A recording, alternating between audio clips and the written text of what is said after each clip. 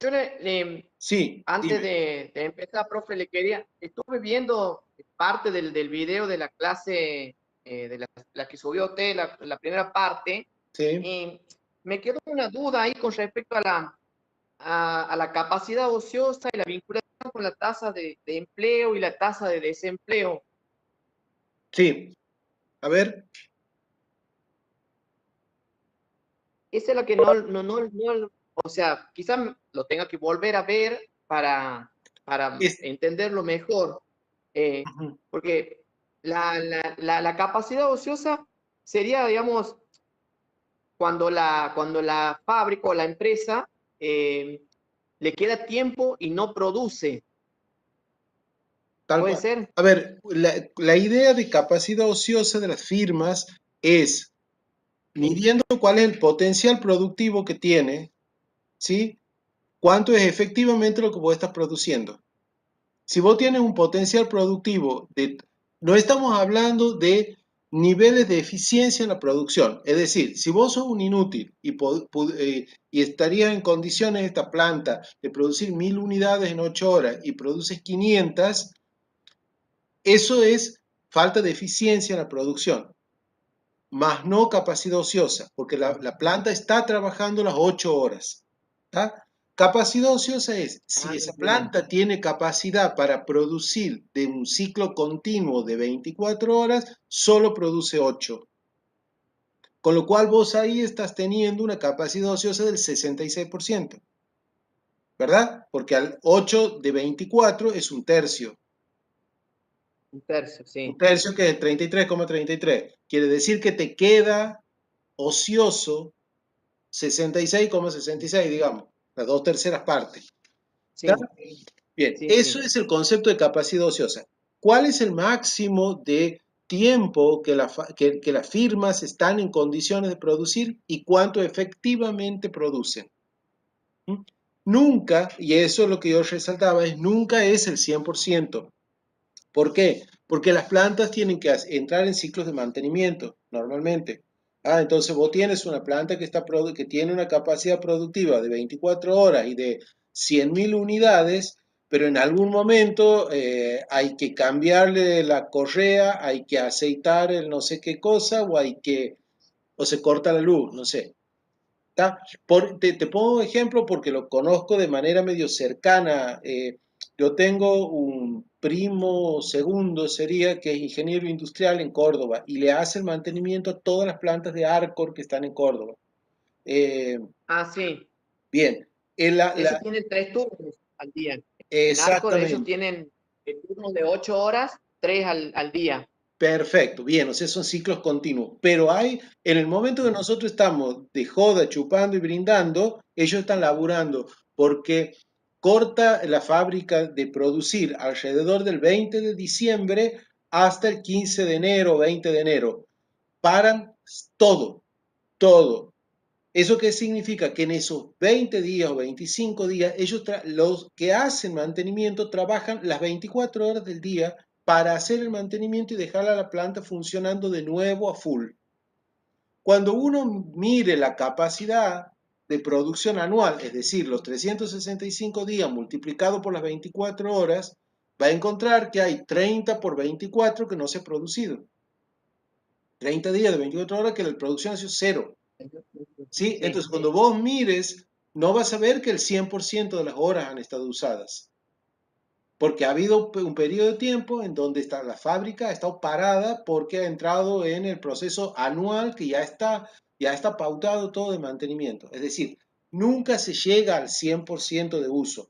Normalmente cuando la industria, y esto se mide en general con la industria, cuando la industria está al 70, al 80% de la capacidad instalada, implica que están volando a full. No hay, no hay posibilidades, digamos, de agregar o adicionales, porque ese 20% es básicamente el mantenimiento, son los desperfectos que ocurren sin que vos puedas preverlo. Qué sé yo, cayó un rayo en la estación transformadora que te provee energía eléctrica y te quedaste sin energía eléctrica y a lo mejor los grupos electrógenos que te dan soporte, bueno, no estaban, no sé, cualquier cosa. Vos imagínate, cualquier circunstancia. A ver, aguárdame un segundito, ya sigo. Sí, sí, profe.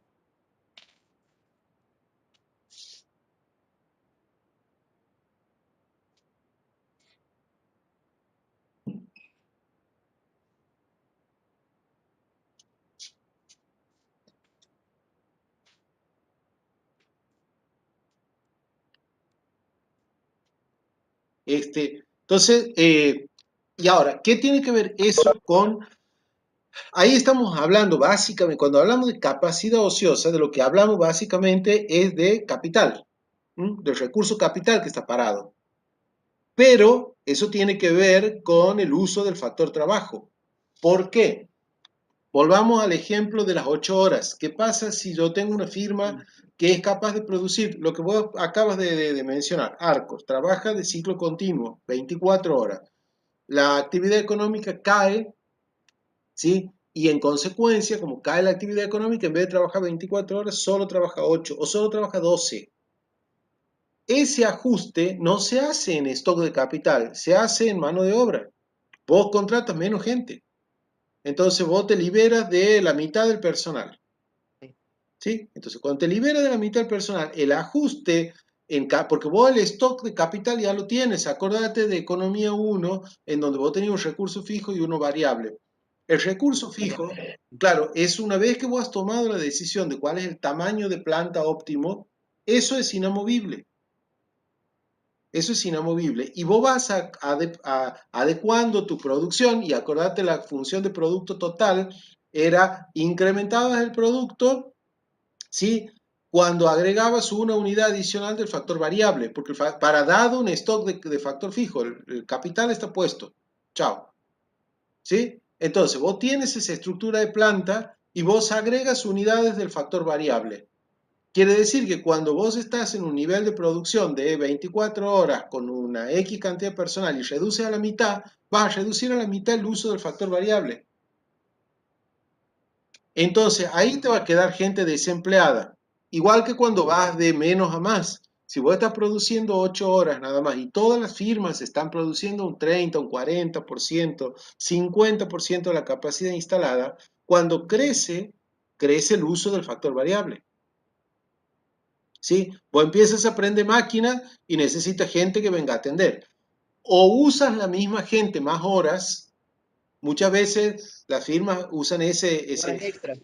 exactamente. Las horas extras le llaman eso. Exacto, sí señor, horas extras. Usan, ¿por qué? Porque como vos sabes que puede ser temporal, entre contratar gente nueva, le ofrezco al que está que trabaje 2, 3 horas adicionales. Pero de todas maneras, Que ya crece la cantidad. conoce, tiene la ventaja, profe, de que ya conoce el manejo de la máquina y todo. Exacto, Entonces, sí, porque si sí. incorpora gente nueva hasta que aprendan y todo, lleva tiempo. Eso es uno. Y segundo, vos con el que ya está trabajando, si vos tienes que retroceder, no le tienes que pagar indemnización por lo que retrocedes. Mientras que si vos contratas uno nuevo y tienes que volver a la situación anterior, lo tienes que indemnizar. Por lo tanto, el costo de la desvinculación también hay que calcularlo. ¿Tá? Entonces, bueno, y esa es la razón por la cual el otro día vinculábamos de alguna manera capacidad ociosa de las firmas con la tasa de desempleo o con o con la cantidad de empleo. Bien. ¿Estamos? Sí, profe. Bien, bueno. No sé si ustedes han visto, yo les he puesto el, un videíto no, son como tres, de diferentes tiempos, más o menos uno tiene 30 y pico, otro 15 y otro 30 y pico, en donde está terminado la unidad número 3. Ahí hemos liquidado la unidad número 3. Bueno, quiero retomar un tema que personalmente no me había quedado satisfecho con la explicación que les he dado ahí en el video, porque es un tema que va a impactar directamente el, con, el, con lo que nos queda por ver de la unidad 4. Vamos les hago esta aclaración y voy a compartir aquí un arreglo que he hecho vean esto. Miren, ustedes tienen aquí esto, Habitualmente nosotros lo hemos estado viendo así. Esto es lo que nosotros conocemos como tipo de cambio, ¿sí? Ese es el tipo de cambio real. Esto que está aquí. La letra, normalmente la notación es la E minúscula. ¿Mm? Este es el tipo de cambio real. Es decir, el tipo de cambio real es el tipo de cambio nominal, que es la E mayúscula, multiplicado por los precios internacionales de los productos que nosotros compramos, dividido sobre los precios locales. Es decir, habíamos dicho nosotros que este cociente, esto, era lo que llamábamos nosotros precios, los precios relativos, más que precios relativos, esto tiene un nombre, déjenme que lo recuerde, términos de intercambio. Términos de intercambio. Es decir, los términos de intercambio es el precio de lo que nosotros compramos al mundo dividido el precio de lo que nosotros le vendemos al mundo. ¿Mm? ¿Qué importancia tiene esto? Es que en la Argentina en particular, y de hecho se ha escrito sobre la década del 50 y del 60, ha sido muy de moda y todavía quedan, a mi juicio, algunos nostálgicos de lo que se llama la teoría de la dependencia. La teoría de la dependencia se explicaba básicamente en términos económicos en que las cosas que nosotros, los países, digamos, los países llamados dependientes, vendíamos al mundo eran países, eran productos con muy bajo agregación de valor. Eran básicamente, la industria era extractiva, era todo lo que se sacaba a nivel bruto y así se lo vendía al mundo. Entonces eran básicamente productos agropecuarios. Entonces esos productos, como tenían muy bajo valor agregado, los precios eran bajos.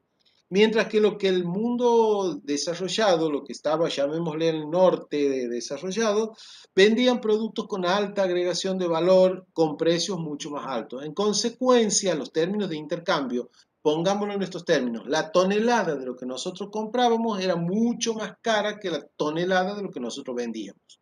¿Mm? Esto es lo que se conoce como términos de intercambio. Bueno, y se desarrolló toda una teoría alrededor de esto que trataba de explicar el fracaso de los países. A mi juicio, digamos, una mirada muy parcial, porque lo que explica por qué te va mal, pero no te explica cómo te va bien. Entonces, una teoría debería ser digamos, explicativa de todo. Y además, no explica qué pasa cuando esto se revierte, por qué los países a los que los términos de intercambio se revierten. De hecho, si uno mira la evolución de los precios de los productos que nosotros exportamos en los últimos 15, 20 años, han crecido mucho más que los precios de lo que nosotros importamos. Y a pesar de eso, seguimos complicaditos. Entonces, de todas maneras, es interesante. Este es lo que se conoce como tipo de cambio real. Aquí está explicitado. Bien, vamos aquí. Esto es el tipo de cambio real, pero escrito al revés. Es la inversa del tipo de cambio real. Es la inversa del tipo de cambio real. Es decir, esto es 1 sobre E minúscula. ¿Está? Es la inversa del tipo de cambio real. Fíjense ustedes que aquí, vamos a suponer que esto es lo que tengo. Recuerden siempre, en el numerador lo que yo tengo es el precio interno de nuestros bienes y en el denominador es el tipo de cambio nominal multiplicando a los precios de lo que nosotros compramos en el mercado internacional puestos en moneda extranjera. Supongamos dólares. ¿Qué significa esto? Vamos a suponer que el numerador, esto es una fracción. Cualquier fracción, si yo quiero que esta fracción baje, o baja lo que está arriba o sube lo que está abajo. O baja el numerador o crece el denominador. Cualquier fracción, esto aplica para esta que tengo aquí o para cualquier fracción. Bien, si vamos a suponer que los precios nuestros internos, P, que está en el numerador, están constantes, no cambian. ¿Sí? No cambian. Si hay un aumento en el tipo de cambio nominal o hay un aumento en el tipo de cambio real, si hay un aumento en E mayúscula, que es el tipo de cambio nominal, o hay un aumento en los precios internacionales, esto va a generar que nuestros precios, o sea, nosotros nos volvamos más baratos en términos de los precios de los productos extranjeros. O sea, que el tipo de cambio real, si esto puesto así como está, 1 sobre E se va a estar haciendo, digamos, más chico. Vamos a este gráfico. Fíjense, a ver, perdón, ahí están viendo el PowerPoint o solamente, no, están viendo solamente el Word. A ver, déjenme que... Bien, perfecto. Ahí,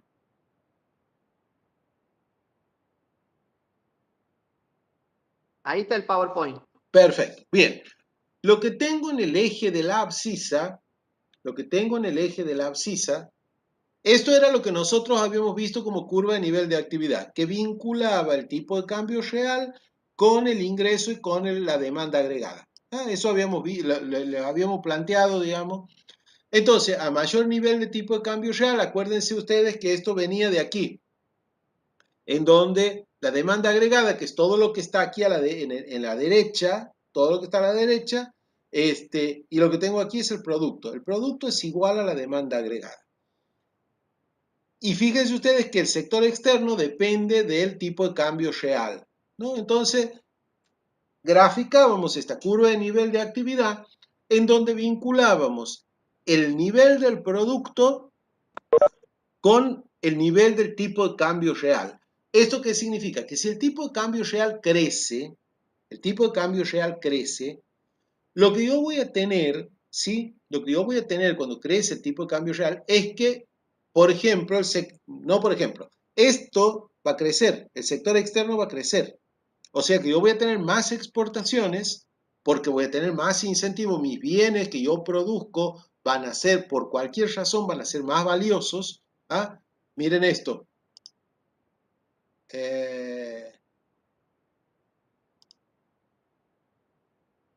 Déjenme que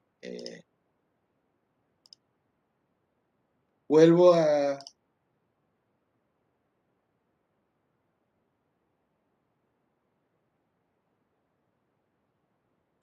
A ver.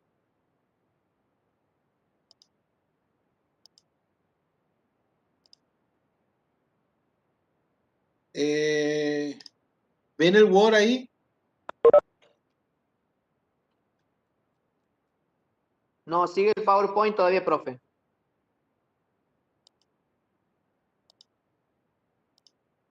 El equilibrio macroeconómico y la curva de nivel de actividad. Bueno, no, vamos a seguir con el PowerPoint. Si el tipo de cambio real crece, ¿sí? Si el tipo de cambio real crece, yo voy a tener, digamos, que mis exportaciones van a ser más altas. ¿Sí? Yo voy a tener más incentivo de exportar. Importar, comprar de afuera va a ser más caro, por lo tanto voy a tener menos incentivo a importar. Voy a tener más incentivo a producir internamente los bienes que antes compraba afuera, porque al ser más caro a comprarlo desde afuera, voy a tener aquí los productores locales que van a encontrar un incentivo adicional a sustituir las importaciones. ¿Está?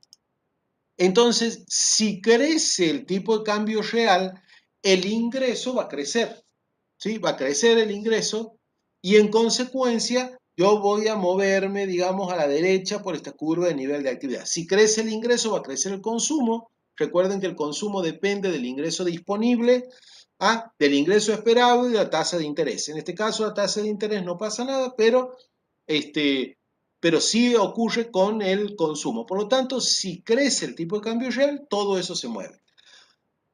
Esta es una manera alternativa de ver. Lo que yo tengo aquí arriba es lo que yo les decía recién, es la inversa del tipo de cambio real. En consecuencia, fíjense ustedes, que cuando lo que está en el denominador crece, vamos a suponer que lo que está en el numerador se mantiene constante, los precios locales se mantienen constantes, y lo que está en el denominador crece, ¿sí? Quiere decir que nosotros internamente nos volvemos más baratos. ¿Por qué? Porque al crecer o los precios internacionales o el tipo de cambio nominal, nos volvemos más baratos en términos de que los precios nuestros, al estar constantes y los precios internacionales al ser más altos, este precio que estaba constante en términos reales se ha hecho más barato que el precio que ha aumentado. O sea que internamente nosotros somos más baratos. Y si somos más baratos para producir hacia adentro, ¿sí? Va a haber más incentivos a producir y a exportar o a producir y sustituir lo que antes importábamos. En consecuencia, en la medida que esta relación, es decir, la inversa del tipo de cambio real, esté decreciendo, va a haber incentivos a aumentar la producción. Es decir, cuando yo veo el tipo de cambio real en el eje de vertical, veo una relación directa entre ingreso, demanda agregada y tipo de cambio real. Cuando yo veo esto, lo que estoy viendo es cuánto más barato o más caro nos estamos haciendo nosotros con nuestros bienes en el mercado internacional. Y en ese caso, al hacernos internamente más baratos, hay un incentivo a producir más y venderle al mundo. Entonces, en ese caso, cuando yo trabajo con la inversa del tipo de cambio real, la relación del nivel de actividad se vuelve negativa. Si yo me hago más barato, tengo incentivos a crecer. Si yo me hago más caro, tengo incentivos a no crecer. Eso había quedado de la clase anterior, de esa grabación que yo les he dejado ayer. No me conformaba mucho la explicación que estaba ahí, así que por eso vuelvo sobre lo mismo. Aquí tenemos, bueno, de nuevo el equilibrio. Esta línea punteada es el producto potencial, ¿no? Este es el producto potencial. Y sobre el eje de la abscisa tenemos todos los niveles de producto que nosotros podemos obtener. Todo lo que está a la derecha de Y estrella, todo lo que está a la derecha es inalcanzable, porque recuerden ustedes, ¿se acuerdan de la curvita de frontera de posibilidad de producción? ¿Ah? Teníamos, aquí tengo mi mano, ¿no? La frontera de posibilidad de producción era todos los bienes teníamos dos bienes, uno en un eje X y el otro en el eje Y. No sé, yo les contaba que Samuelson usó la famosa dualidad cañones y mantequilla, como hablando de producimos para la paz o producimos para la guerra. Bueno, cuando yo estoy sobre el eje de la frontera de posibilidad de producción, perdón, sobre el eje no, sobre el límite de la frontera, o sea, estoy en cualquiera de los puntos de la frontera, yo estoy produciendo usando todos los recursos disponibles con el máximo nivel de eficiencia y con todos los conocimientos disponibles, o sea, usando toda la tecnología. ¿Esto qué significa? Que cualquier punto por afuera de la frontera de posibilidad de producción es inalcanzable, no tengo recursos. Cualquier punto por dentro de la frontera de posibilidad de producción es alcanzable porque yo podría mantener la producción de uno, ¿sí? Y aumentar la producción del otro solo con usar recursos que están desempleados. O sea, que esta Y estrella que está aquí, esta línea punteada, que ustedes están viendo que yo le estoy marcando con el puntero, es trabajar al límite de la frontera de posibilidad de producción. Aquí estoy usando todo el factor trabajo, todo el factor capital, toda la tierra y todo el conocimiento que yo tengo para producir. ¿Sí? Cualquier punto que esté a la derecha de Y estrella es inalcanzable. No tengo factores productivos para eso o me falta capacidad, tecnología, conocimiento para hacerlo. Todo lo que está a la izquierda es alcanzable, pero con factores desempleados. Por lo tanto, y ahí vamos a tipo de cambio real de equilibrio, es aquel que permite que el nivel de actividad esté coincidente con el producto de largo plazo. Entonces yo tengo el E estrella, que está aquí a la izquierda, es este tipo de cambio que permite que yo esté produciendo. La curva del nivel de actividad es aquella que me muestra los niveles de producción a cada nivel de tipo de cambio. ¿Sí? Entonces, esa curva, el nivel de actividad de la economía está en un punto tal que es consistente con el uso de todos los factores productivos. O sea, ese tipo de cambio es un tipo de cambio de equilibrio.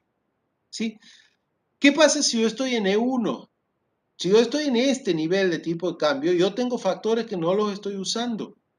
Por lo tanto, cualquier tipo de cambio por arriba de E1 genera ¿qué cosa? Genera esto. Cualquier tipo de cambio por arriba de E1 hace, aquí yo estoy a diferentes niveles de tipo de cambio. Aquí pongámosle. Cualquier tipo de cambio por arriba de E1, ¿sí? Hace que, miren aquí, yo tenga mayores incentivos a producir y a exportar y menos incentivos a importar. Y consecuentemente, como esto va a ocurrir que voy a tener ingresos más altos y en consecuencia va a crecer el consumo. No solo va a crecer el consumo porque voy a tener mayor cantidad de ingresos disponibles, sino va a crecer el consumo porque yo en los próximos periodos voy a esperar producir y consumir más. En consecuencia, mi ingreso esperado va a ser mayor. Entonces, de nuevo, si yo cualquier tipo de cambio que esté por acá arriba, ¿sí? Lo que me va a llevar a mí es a un nivel de actividad más alto. Entonces yo voy ¿hasta dónde va a crecer eso? Y va a crecer hasta este. Si yo me pongo en un tipo de cambio más alto, que E estrella, un tipo de cambio real más alto, yo voy a estar en un nivel de actividad que no lo puedo alcanzar con los recursos que tengo. Por lo tanto, el tipo de cambio va a ajustar más abajo hasta que encuentre este punto de equilibrio. ¿Mm?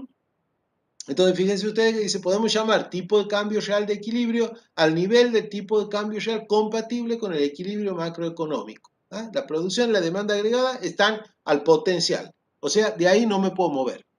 ¿Ah? Dice, es concebible un ajuste automático. Por ejemplo, ¿qué pasa si el país está demasiado caro? ¿Qué significa que el país está demasiado caro? Significa que yo tengo un tipo de cambio por abajo del de equilibrio. Ustedes han visto, ¿se acuerdan cuando nos ha pasado en la Argentina infinita cantidad de veces que el dólar era barato? Si el dólar es barato, significa que el país es caro. ¿Sí? Significa que el país es caro. ¿Por qué? Y bueno, es caro porque, vamos a poner, pongámoslo en estos términos. Vamos a suponer, pensemos en la época en que, para hacer números redondos, en que el tipo de cambio nominal era de $1 y $1. ¿No? Entonces, un salario, vamos a suponer que sigue siendo así, hoy un peso, $1. Un salario básico, hoy una jubilación es mínima en 24.000 pesos, una cosa por el estilo. Si la pongo en términos de dólares, uno a uno, son $24.000. Y un salario, el salario mínimo anda por ahí también en 25, 26.000 pesos, una cosa por el estilo. O sea que piensen ustedes que eso significa $26.000 por mes. Si fuera uno a uno, estamos hablando, va a ser números redondos. Imaginen ustedes que el salario promedio, el salario más bajo en una economía europea del norte, digamos, de los países más desarrollados, anda por arriba de los $3.000 por mes, 2.800, $3.000 por mes.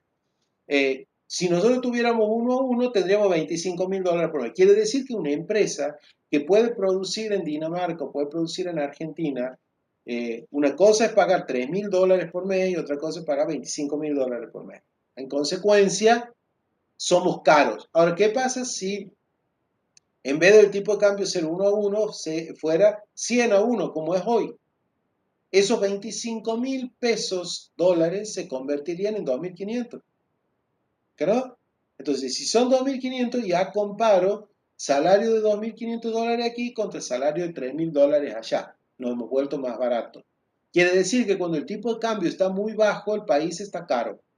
Que es la situación en donde estoy aquí en E1. El país es muy caro. ¿Ah? Entonces, si eso es lo que dice. ¿Qué pasa si el país está demasiado caro? Si el estado inicial es un punto como I1 y E1, Y1, E1, hay factores desempleados. Como hay desempleo, los salarios podrían caer, lo cual reduciría los costos. O sea, eso es ajustes automáticos. Los salarios caen, ¿sí? Y se reducen los costos. Ahora, Fíjense ustedes que los salarios caen, pero los salarios caen en términos nominales, no caen en términos reales. A ver,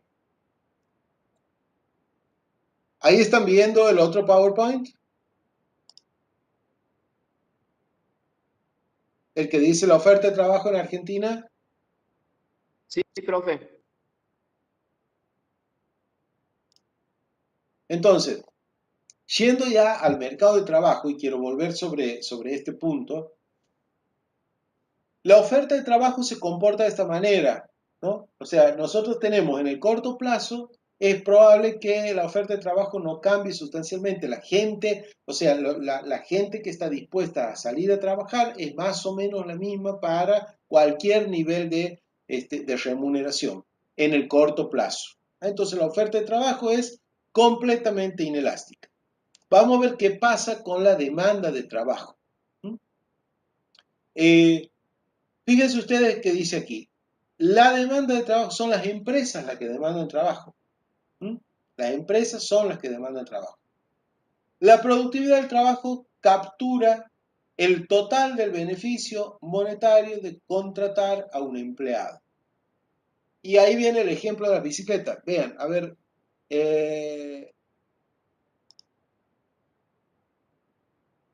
vamos a compartir.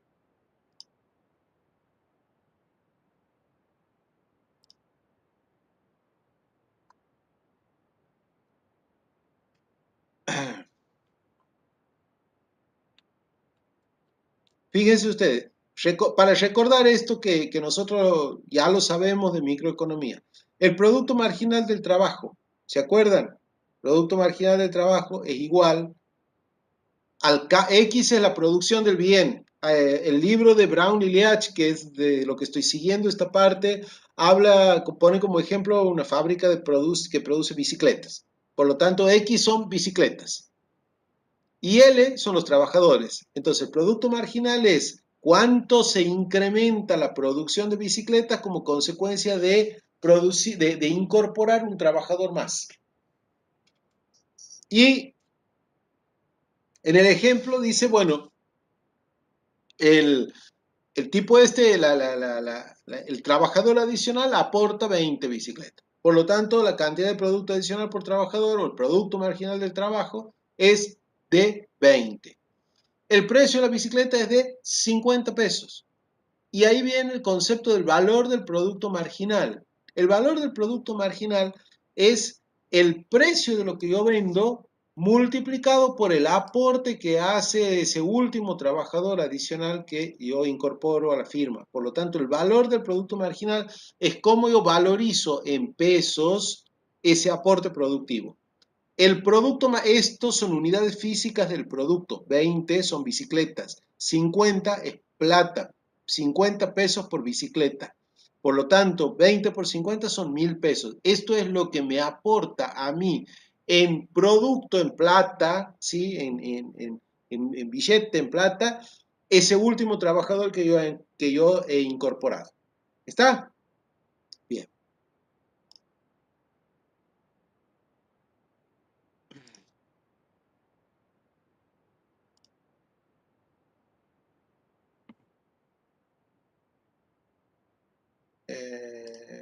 Este es el que yo quiero.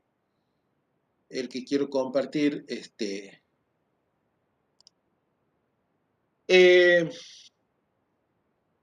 Entonces, un trabajador dice produce 20 bicicletas al mes, que es lo que nosotros veíamos recién, ese es el producto marginal. Y el precio de cada bicicleta es 50, por lo que se dice que el valor de la productividad es de 1000. ¿Cuándo te conviene? ¿Cuándo le conviene a las firmas contratar un trabajador adicional? Y cuando el aporte ese de 1000 pesos está por arriba de lo que ese tipo le cuesta. Si ese tipo le cuesta 800 pesos, ¿sí? Y lo que ese tipo produce y llevándolo al mercado es 1000, a mí me conviene contratarlo. Por lo tanto, la empresa va a contratar hasta donde el valor del producto marginal, ¿sí?, sea igual a la remuneración que tiene. Acuérdense ustedes cuál es el equilibrio, digamos, aquí. Yo me he olvidado, no me doy cuenta de ponérselo, pero vamos a escribirlo en el cuál era la situación de retribución al factor productivo. Cuando esto era igual, ¿hasta dónde contrata una firma? Hasta que el valor del producto marginal es igual a la remuneración del factor, ¿sí? Al salario. Hasta ahí contrata la firma. Eso es lo que me está diciendo, ¿sí? Eso es lo que me está diciendo, eh,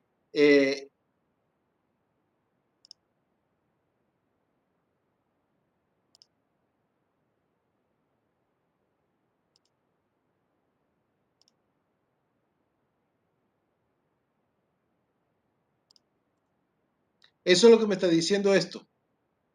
¿Convendrá contratar trabajador? ¿Hasta dónde va a convenir contratar trabajador? Hasta donde el valor del producto marginal, los 1000, se igualen a lo que le cuesta el trabajador. Recuerden, ya lo vemos, sigamos entonces. La productividad del trabajo no es independiente de la cantidad de trabajadores que se contratan. ¿Y esto por qué? El segundo puntito, el producto marginal es decreciente. ¿Se acuerdan ustedes que el producto total crece, pero crece a tasa decreciente? Es decir, que cada trabajador que yo incorporo produce más unidades, pero cada vez menos que el anterior. Entonces yo incorporo el primer trabajador a producir mucho, el segundo mucho, el tercero mucho, pero menos que el anterior, el cuarto mucho, pero menos que el otro, hasta que llega la función de producción allá arriba, en donde hace un tope y a partir de ahí empieza a decrecer. Cuando miro la forma que tiene el producto marginal son los cambios, el producto marginal decrece hasta que en un punto, que ese punto coincide con el punto máximo del producto total, el producto marginal se hace negativo, atraviesa el eje de las abscisas. Entonces, la productividad del trabajo no es independiente de la cantidad de trabajadores. Si yo aumento la cantidad de trabajadores, el producto marginal va a ser cada vez más chico. ¿Ah? Suele ser decreciente. De hecho, nosotros hemos estudiado que en las etapas de la producción, las firmas producen en la segunda etapa de la producción. Y la segunda etapa de la producción es aquella en donde el producto marginal es decreciente. ¿Sí? Entonces, si el producto marginal es decreciente, cada trabajador que yo incorporo produce, pero, o sea, el aporte es positivo, pero menor que el anterior. Ejemplo, cuanto más trabajadores hay en una planta, menos contribuirá a la producción la adición de un nuevo trabajador. Eso es obvio que ocurre así. Imagínense en el extremo que uno sigue metiendo gente, mete gente, bueno, está tan apiñado ahí adentro que ya no van a incrementar nada los niveles de producción.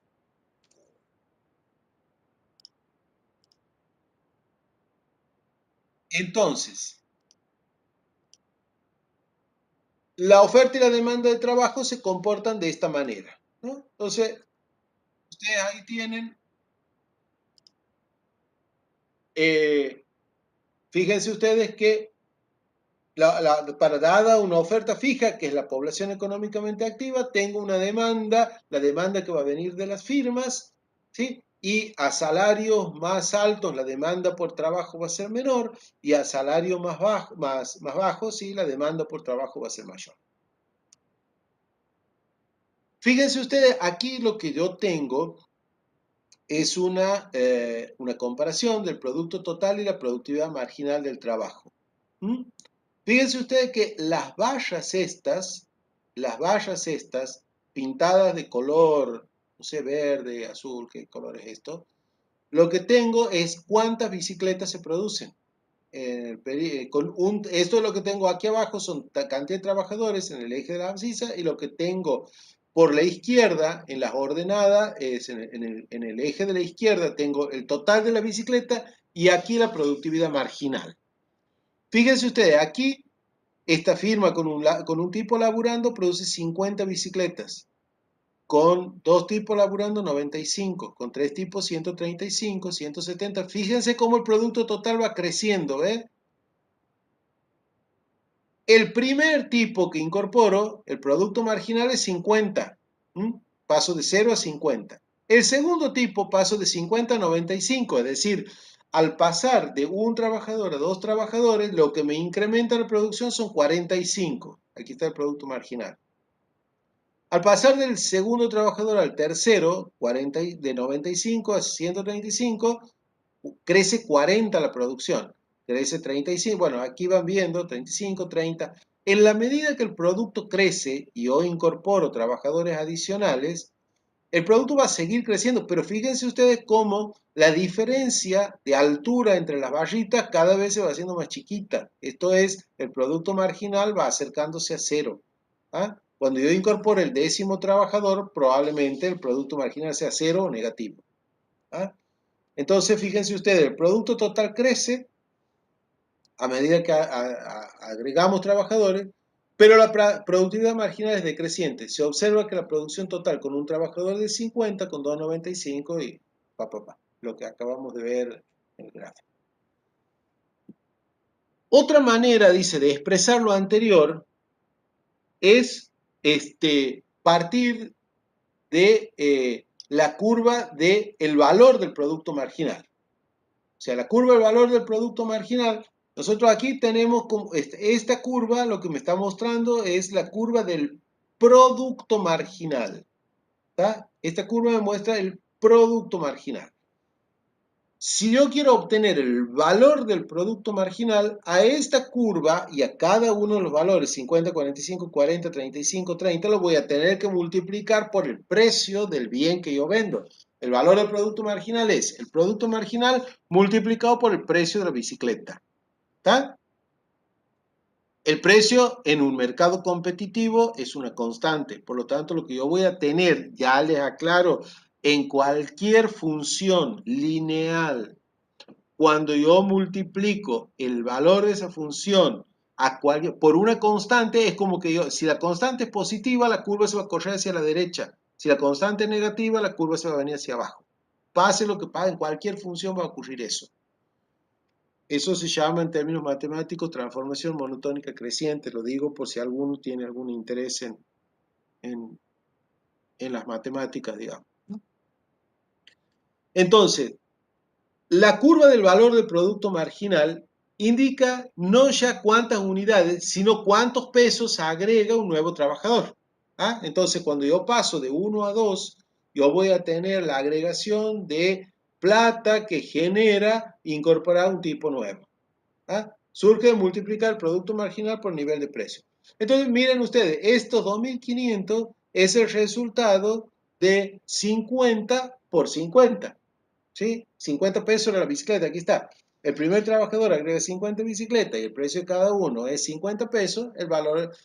Después viene 50 por 45, viene después 50 por 40 y así sucesivamente se va construyendo esto. O sea, fíjense ustedes que la curva tiene el mismo formato, todo exactamente igual que esta, nada más que desplazada hacia la derecha. El eje, lo que pasa es que el eje está cambiado, digamos, el eje que tenemos a la izquierda, este eje no es el mismo y por eso es que uno parece que gráficamente lo está viendo en el mismo lugar.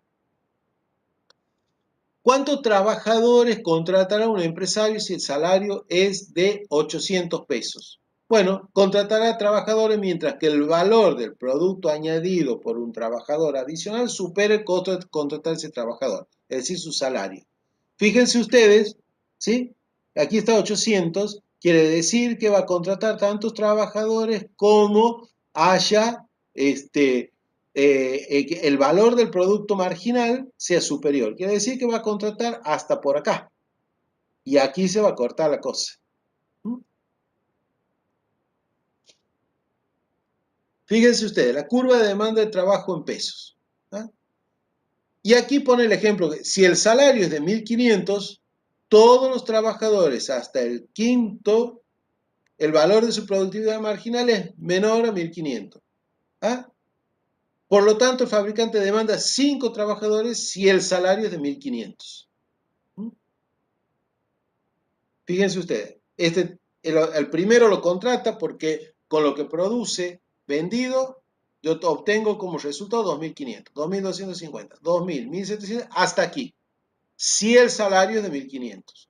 Si el salario baja a 800, este tipo tiene incentivo a seguir contratando hasta 7.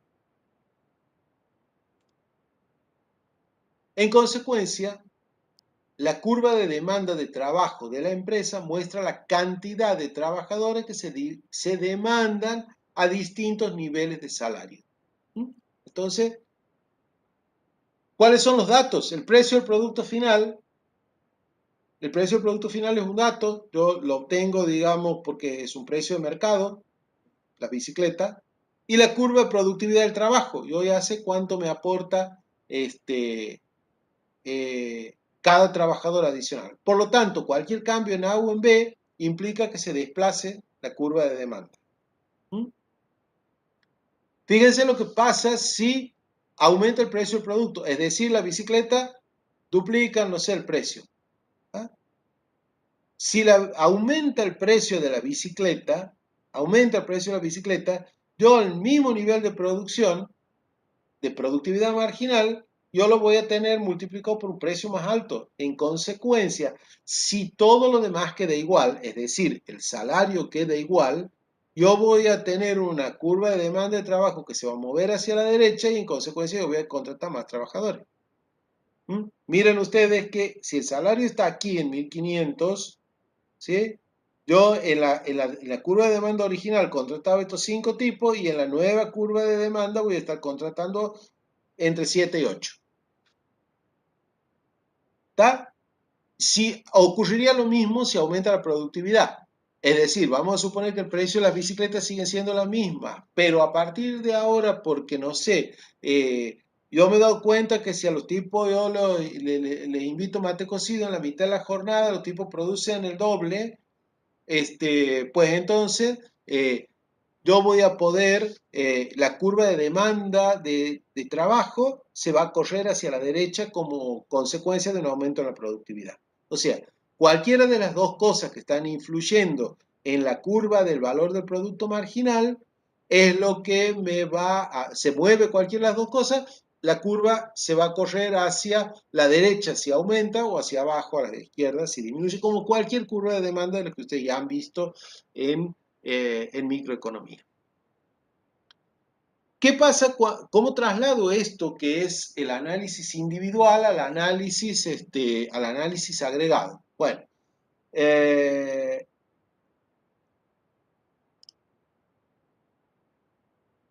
como era la propaganda, me tomo 5 minutos y me tomo un té. En 5 minutos seguimos con la clase. Ok, profe. Bien, profe.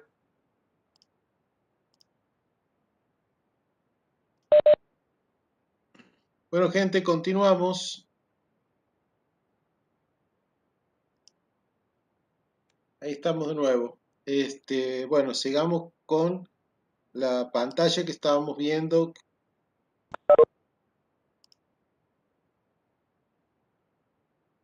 Bueno, ahí tienen. ¿Qué pasa? Esta es la idea. ¿Qué es lo que pasa cuando nosotros nos pasamos? ¿Qué es lo que pasa?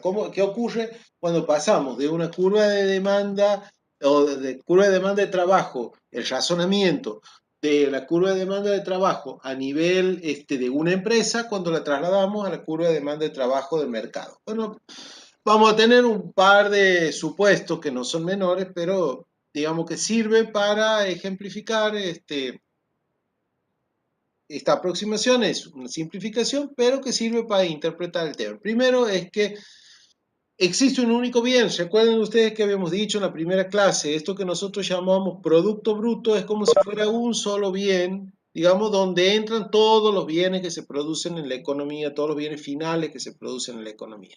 Entonces, es como que la demanda de trabajo, esto que nosotros analizamos cuando miramos la PEA, que es la oferta de trabajo, y cuando miramos qué pasa con la demanda de trabajo por parte de la firma, es como si existiera un solo bien. Y todos los trabajadores poseen las mismas habilidades, es decir, que cuando un tipo se va de un lado y entra a otro, es que eso se llama trabajo homogéneo, ¿no? Entonces, todos están en condiciones de hacer lo que se necesita al efecto de la producción de ese único bien.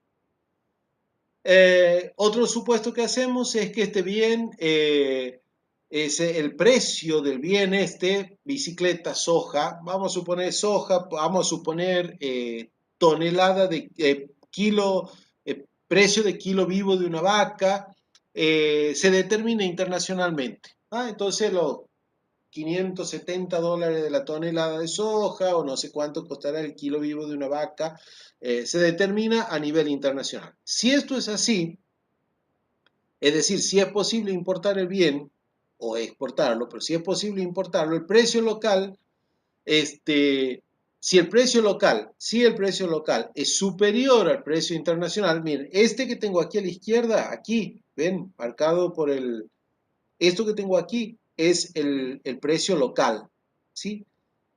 Si yo lo puedo importar al bien, este precio local va a ser igual al precio internacional multiplicado por el tipo de cambio. Vamos a suponer que lo que yo me dedico a producir son vasos.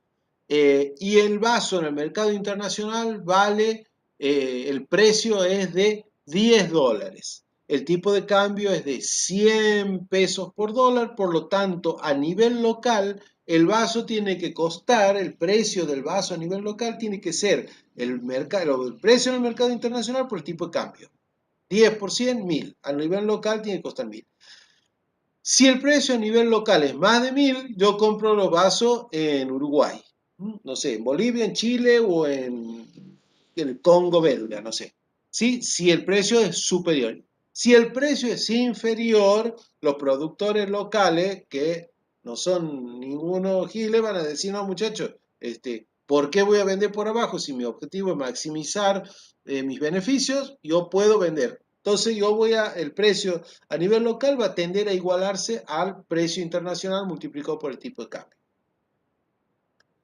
El número de empresas depende de la demanda agregada, viene dado por el producto, y si crece la demanda por el producto, aumentará el número de empresas. Esto es una derivación de la idea de que, ¿se acuerdan cuando al principio nosotros veíamos que la función de producción tiene retornos constantes a escala? Bueno, esto es una derivación de eso. ¿Por qué? Porque el retorno constante de escalas me decía que si yo incrementaba todos los factores productivos en una proporción, el producto total se iba a incrementar en la misma proporción. Eso es lo que se conoce como retorno constante a escala. Y aquí dice, el número de empresas depende del total de la demanda agregada por el producto. Si crece la demanda total por el producto, aumentará el número de empresas. Quiere decir que si yo multiplico el producto por una constante, el número de empresas se va a multiplicar por la misma. Entonces, es una idea de que hay retornos constantes a escala en la economía. En consecuencia, fíjense ustedes que la curva de demanda de trabajo de toda la economía el nivel salarial es el mismo. El nivel salarial es el mismo, ¿sí? Pero la cantidad de trabajadores va a ser la cantidad de trabajadores que toma una empresa multiplicado por la cantidad de empresas que hay en el mercado. Entonces, a 1500, ¿recuerdan esto? A 1500, que era el salario de mercado, tú contratabas 5 trabajadores, consecuencia, si hay 10.000 empresas, por 5 van a ser 50.000 trabajadores a 1.500 pesos. Un aumento en el precio o en el producto marginal genera un desplazamiento de la demanda de trabajo, al igual que en la empresa individual. Igual. Lo que pasa es que aquí lo que yo tengo, el producto marginal de trabajo ya no es el producto de una empresa, sino es el producto marginal de toda la economía. Es decir, es la capacidad productiva que tiene incrementar un trabajador más en el conjunto de la economía, ¿no? Entonces, es un razonamiento homólogo, parecido, pero ya no pensando en términos de la empresa, sino pensando en términos del conjunto de la economía. Y el equilibrio del mercado de trabajo es el punto donde se cortan la oferta y la demanda. De nuevo, a corto plazo, la oferta está fija y la demanda de trabajo es el valor del producto marginal de las firmas. Fíjense ustedes que para cualquier salario por arriba de los 1.500 pesos, es decir, pongámosle aquí, he puesto el ejemplo, está en 2.000, ahí habría mucha gente que quiere laburar, pero las empresas no están dispuestas a contratar trabajo a esos valores. O no están dispuestas a contratar tanto. O sea, todos estos que contratarían trabajo se quedan afuera del mercado de trabajo. Mientras que si el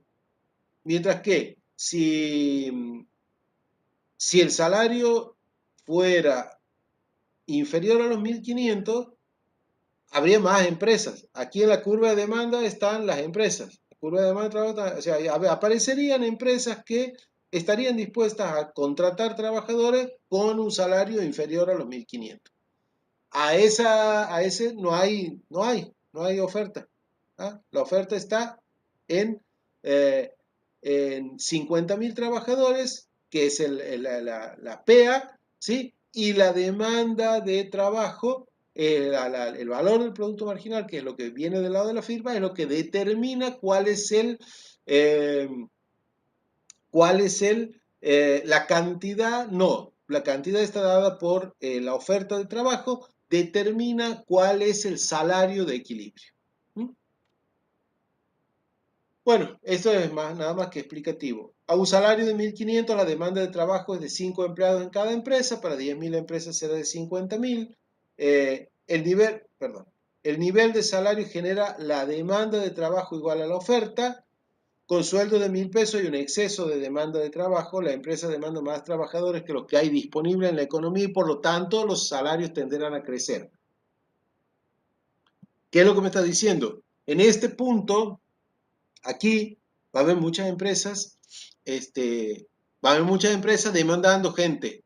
Y de hecho, cuando la demanda es mucha y la oferta es fija, hay una puja que hace subir los precios. A un salario de 2.000 hay un exceso de trabajo. Bueno, aquí no se está viendo aquí está. Aquí vamos a verla mejor a toda la diapositiva. A un salario de 2.000 hay un exceso de oferta de trabajo y por lo tanto de desempleo. Los salarios tenderán a bajar. De nuevo, estos son mecanismos de ajustes automáticos, ¿no? Entonces, si yo puedo ajustar automáticamente la economía, voy a tener, aquí ya he hecho acá, yo voy a tener que, va a haber un incentivo a que bajen los salarios, que ese es, a ver, volvamos es este punto, ¿sí? Aquí las empresas a nivel de 2.000 contratan poca gente, por lo tanto, digamos, hay un incentivo a que la gente esté dispuesta a trabajar por menos. Cuando trabaja por menos, las empresas empiezan a demandar más, hasta llegar a este punto. ¿Qué pasa si caen los precios internacionales de las bicicletas o del bien que nosotros estamos vendiendo? La situación es exactamente al revés que esta. Aquí nosotros suponíamos que esta aumentaba el precio de lo que nosotros estábamos vendiendo, por lo tanto nuestra demanda se corría a la derecha.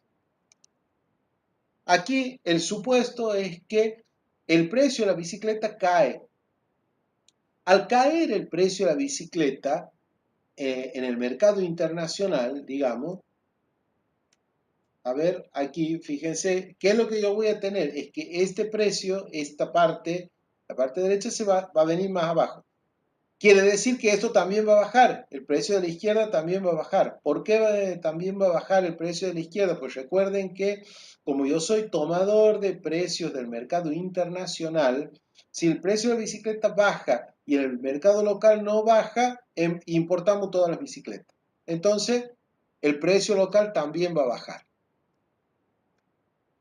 ¿Qué va a ocurrir en ese caso? La curva de demanda de empleo se va a venir para abajo.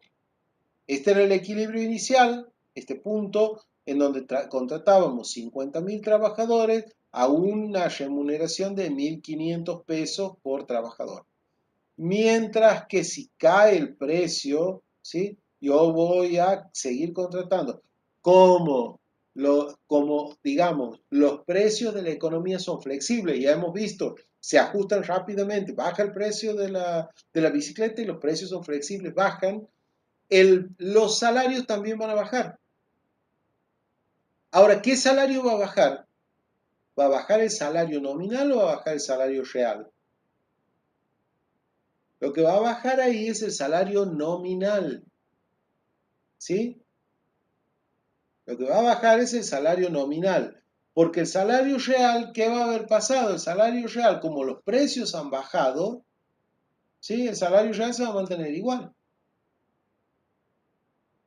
Si disminuye el precio internacional, se desplaza la curva de valor del producto marginal hacia abajo, hacia la izquierda. Al salario vigente hay exceso de oferta de trabajo. Este era el salario vigente, ¿sí? Ese es el salario vigente. A este salario está sobrando trabajo. Por lo tanto, hay un ajuste a la baja en el salario nominal, ¿sí? El nuevo equilibrio se restablece con salario nominal más bajo y la misma cantidad de empleados, pero el salario real es el mismo. ¿Cómo se mide salario real? Es la cantidad de bienes que yo puedo comprar al salario vigente, ¿sí? Cuando el salario vigente era de 1.500 y el precio era de 50, ¿cuánto es esto? 1.500 dividido 50 a mí me da 300, es el salario real, ¿sí? 1.500 dividido 50 es 300 unidades. Mientras que en el caso de las bicicletas, cuando el salario, la bicicleta baja 30, con 1.000 yo puedo comprar 300 unidades de bicicleta. Y por lo tanto, al bajar el precio de la bicicleta, baja el salario real, baja el salario nominal, pero yo puedo seguir comprando la misma cantidad de bicicletas. Para los clásicos, y ahí viene de nuevo la disquisición entre clásicos y keynesianos. Para los clásicos, el ajuste vía salario es inmediato. Si la economía fuera, de nuevo, reitero los conceptos, si la economía fuera lo suficientemente flexible para que haya un ajuste de precios, todos, lo de los bienes y lo de los salarios, el ajuste sería inmediato y proporcional a la caída de precios. Para los keynesianos, como hay reticencia a bajar los precios, los salarios en particular, va a haber un periodo de tiempo en el que la economía va a producir con desempleo. Entonces se va a correr a un punto anterior de del producto potencial. ¿Recuerdan ustedes? El producto potencial es esa línea punteada, fija, ¿sí? Y el producto obtenido va a estar hacia la izquierda de esa línea. El equilibrio se restablece con la caída del salario, pero el ajuste lleva tiempo. El mercado de trabajo y las fluctuaciones. Bueno, en la visión clásica, como hay flexibilidad en los salarios, siempre está en pleno empleo. Es decir, que si hay un aumento en el precio del producto en el mercado internacional, eso se refleja en el mercado local, ¿sí? Y eso va a hacer que los salarios vayan hacia arriba, las empresas van a demandar más trabajo y van a crecer los salarios. Mientras que si ocurre lo contrario, la, la, si ocurre lo contrario, es decir, si el precio baja, tiene que haber un ajuste a la baja del salario nominal en términos reales. No va a pasar nada, pero nominalmente los salarios y los precios van a ser menores. La demanda de trabajo no juega ningún papel en la determinación del nivel de producción, dado que todo ajusta por precios, si bajan los precios, ajustan los salarios, las empresas siguen produciendo lo mismo, ¿sí? Pero con remuneraciones nominales y con precios más bajos. ¿Está? ¿Esto qué significa? Que el nivel de producción está determinado por el producto potencial. Así el PBI siempre se ubica en su nivel potencial.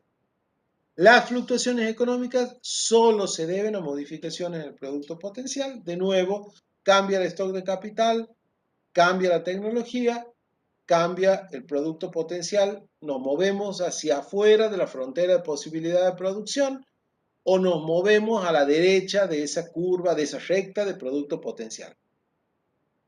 Y dice, dentro de la tecnología se incluye la organización de la producción y esta puede fluctuar por modificaciones en las instituciones. ¿Eso qué significa? Es que las instituciones son las reglas del juego, es decir, que si mañana cambia la regla del juego con la cual nosotros contratamos trabajadores o algo por el estilo, la producción se organiza de manera diferente y eso es un cambio tecnológico, que puede ser a favor, pues en contra.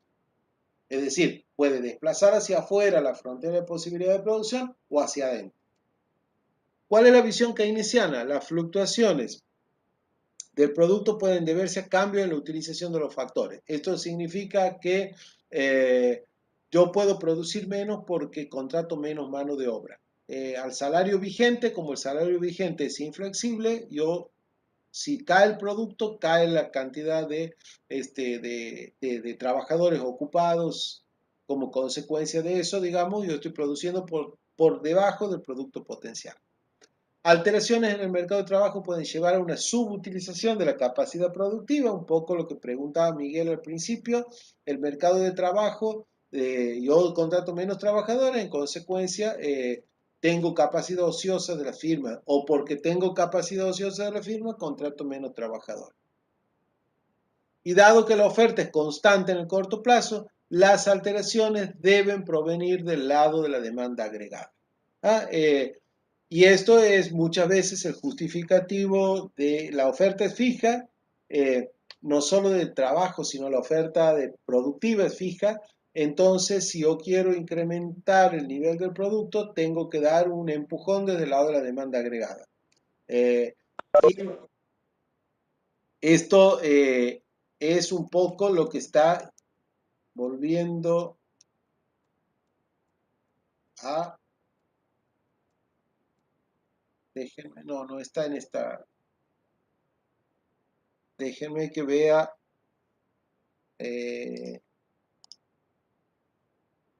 Ahí están viendo la otra diapositiva.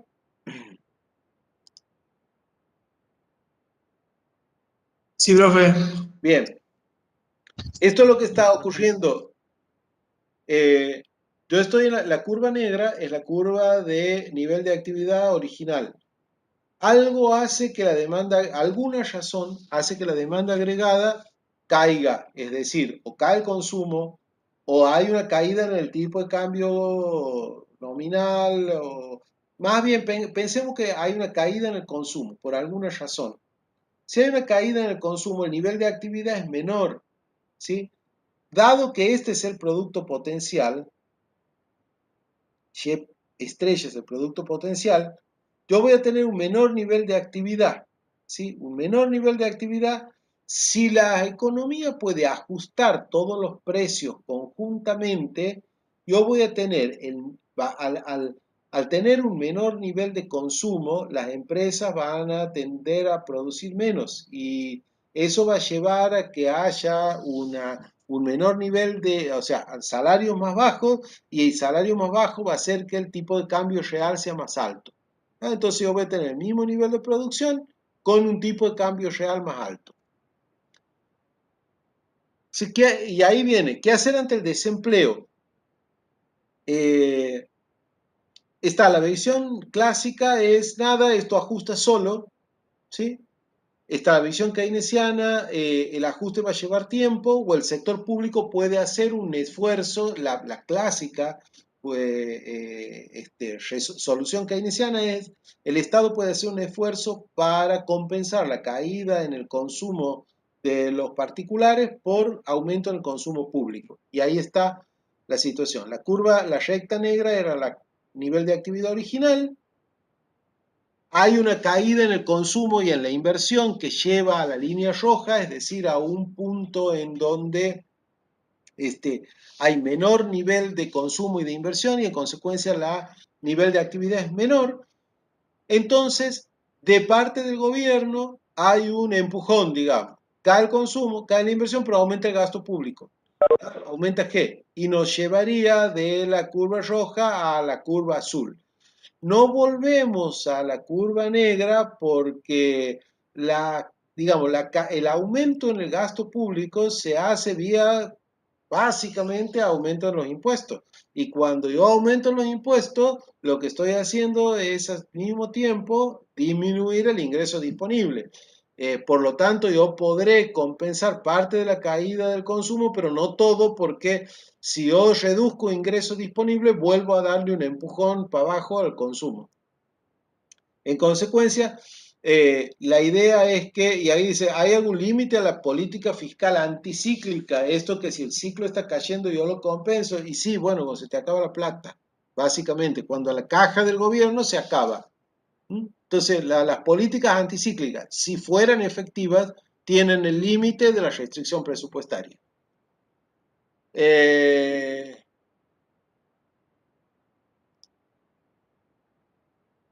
Gente, esto es todo lo que está en la unidad 4. Toda la unidad 4 en general está seguida desde el texto de Brown y Liliach. ¿Sí? La unidad 4 son los capítulos, creo que 4 y 5 del texto de Brown y Liliach. Sí, 4 y 5. Toda la unidad 4 es, perdón, es el capítulo 5 y 6. ¿Sí? El mercado de trabajo, se puede decir, es el capítulo 5 y 6 del libro de Brown y Leach. De ahí está seguido toda esta unidad 4, todo lo que es mercado de trabajo. Por lo tanto, ahí tienen, está todo planteado ya, hasta aquí, en términos de la teoría, va hasta aquí el parcial, ¿sí? La semana que viene vamos a ver algunos ejercicios prácticos de tal manera que eh, a ustedes les sirva para complementar la teoría, y en la semana siguiente seguramente para la gente de Ojo de Agua. Esto digo y hago la aclaración de la gente de Ojo de Agua porque este mismo video generalmente lo ven también los chicos que tienen clase aquí en Santiago. Entonces, para la gente de Ojo de Agua, lo más probable es que, no lo más probable, seguro es que el parcial va a estar puesto para el día 22 de junio, martes 22 de junio. ¿Está? La gente de Santiago, el parcial va a estar puesto entre el jueves 17 y viernes 18, y la gente de Ojo de Agua el martes 22 de junio. No llore, Acuña, estudie.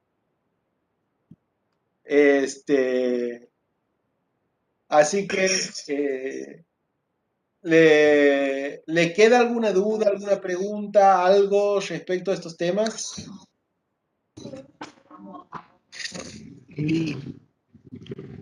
No, profe, lectura nada más me parece. Sí, yo les recomendaría que todo lo que están viendo de la clase hay que complementarlo con la lectura del material que les voy pasando. ¿Está? Y si después de eso quedan Profe, dudas, ahí yo les diría, las planteemos. Pero muchas de las cosas que yo por ahí las voy haciendo rápidamente, y uno las va masticando y leyendo y mirando un poquito mejor, las entiende mucho más fácil. Así que bueno, nada, hasta aquí llegamos. Nos vemos. A ver, yo les aviso si el martes vamos a tener clase. ¿Por qué? Porque lunes, martes, miércoles yo tengo examen y hay bastante gente inscrita para rendir, y hay veces que no termino a tiempo para la clase. Así que yo les aviso. Eh, Fíjense en el muro de la del aula virtual. Si yo estoy viendo que no llego para el inicio de la clase, les pongo ahí un mensajecito, y la complementamos a la clase con algún video que yo ya les vaya pasando de las cuestiones de los prácticos. profe, Miguel. la diapositiva esta que ha presentado recién, las puede subir también a la plataforma así No, eso es todo lo que está tiene en el derecho al libro. autor. La diapositiva son el libro tanto de Brown y de Liach como el de Mankiw. Pero no, porque si no ustedes van a estudiar de diapositivas. Vayan a estudiar de los libros. Gracias, profe. Les deseo un lindo fin de semana. Por favor, cuídense, cuiden a la familia. Está muy complicado Ya lo todo. vamos a saludar por el día del amigo, profe. ¿Cómo? Ya lo vamos a saludar por el día del amigo. El 20 de No nos julio. quiere pasar la diapositiva. Faltan 2 meses para ese tiempo. Ya van a ver cómo me van a querer. Les deseo un lindo fin de semana. Por favor, de nuevo, cuiden a la familia, cuídense ustedes. Está muy difícil todo. ¿Mm? Sí, profe, igualmente usted, cuídese. Un Un abrazo. abrazo grande. Que anden bien. Gracias. Gracias, profe. Nos vemos. Gracias.